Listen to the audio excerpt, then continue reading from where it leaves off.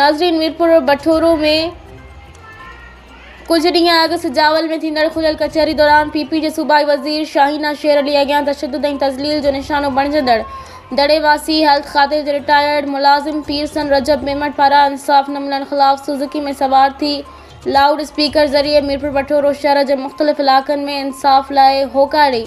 एहतजाज रिकॉर्ड करायो। उन सिलसिले में पीरसन रजब मेमण बठोरो जे सहाफ़ियुनि सां ॻाल्हाईंदे चयो त सिजावल में थींदड़ खुलियल कचहरी में पीपी सां लाॻापियल ज़िले काउंसिल जे चेयरमैन ऐं बासर वॾेरे ख़िलाफ़ शिकायत करण ते उन जे वाठनि पारां पीपी जे सूबाई वज़ीर अॻियां तशद्दुद ऐं तज़लील जो निशानो बणायो वियो। लेकिन सिजावल पुलिस सियासी बासर वॾेरे जी वंगारी हुजण करे अॼु ॾींहं ताईं मुंहिंजी फ़रियाद ते केस दाख़िल करण लाइ तयारु न आहे। उन चयो त मूं सां सालनि खां ज़ुल्म ऐं ज़्यादती कंदड़ ज़िले सिजावल जो बासर पीपल्स पार्टी जो सरकार खां बि ॾाढो आहे, जंहिं करे सिंध असेंबली में मामिलो उथण बावजूदि अञा ताईं सिजावल पुलिस पारां मूं मथां बासर वॾेरे जी चुर्च ते तशद्दुद कराईंदड़ वॾेरे ऐं उन जे वाठनि ख़िलाफ़ मुंहिंजी फ़रियाद ते को बि केस दाख़िल नथो कयो वञे, जंहिं करे शहर वञी पाण ते थींदड़ ज़ुल्म ख़िलाफ़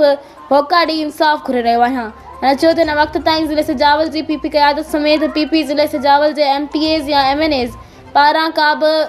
यकीन दहानी नाहे कराई वई। सिर्फ़ खुलियल कचहरी में मौजूद पीपी जे सूबाई वज़ीर शाहीना शेर अली मूं सां राब्तो करे इंसाफ़ जो यकीन ॾियारियो हो, लेकिन अञा ताईं को बि इंसाफ़ न थियो आहे।